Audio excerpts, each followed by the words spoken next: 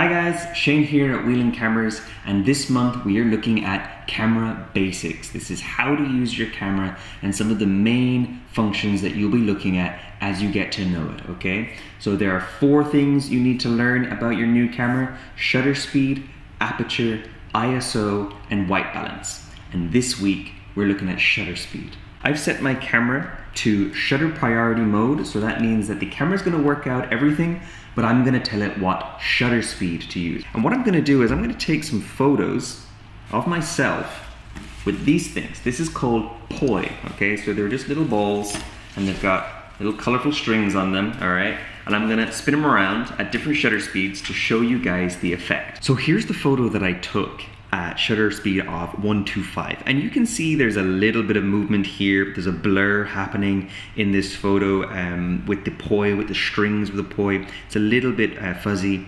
What this is called is motion blur. Okay, so this is the blur that's caused by the subject's motion. Pretty straightforward. Now what 125 means is actually a fraction. So it's 1/125. This means it's 125th of a second.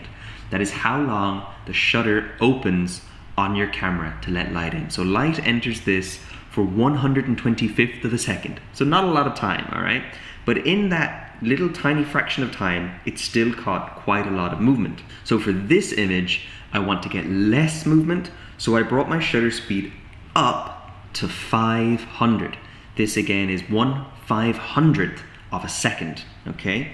So now you can see it's much sharper, much clearer. There's hardly any blur on this poi caused by the motion, okay? So let's go the other way. Let's see what happens if I bring it down, and now we have it at 1/30, okay? And here you can see all sorts of motion. It's totally crazy. The colors are all over the place. You can hardly make out that it's poi. It's starting to look a lot more abstract as an image, okay? So if you're taking photos, let's say of your dog or whatever, and it's really blurry and you can't figure out why the subject is blurry but maybe the background isn't, it's probably because of your shutter speed is too low. So for fast moving objects, sports, animals, children, you want to use a very fast shutter speed, okay? That is 125, 500, 1000, these kind of numbers is what you're looking for. You can go slower and get something really interesting, which I've done here, and this is taken for 1 second.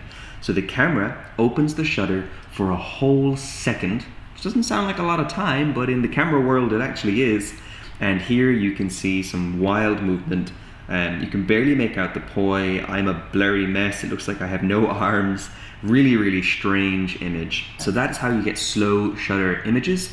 And you can use the slow shutters to get things like car trails, starry skies at night, that sort of thing. That's how you get those shots. You leave your shutter open for a very long time. So that's shutter speed. Next week, we'll be looking at aperture. See you then.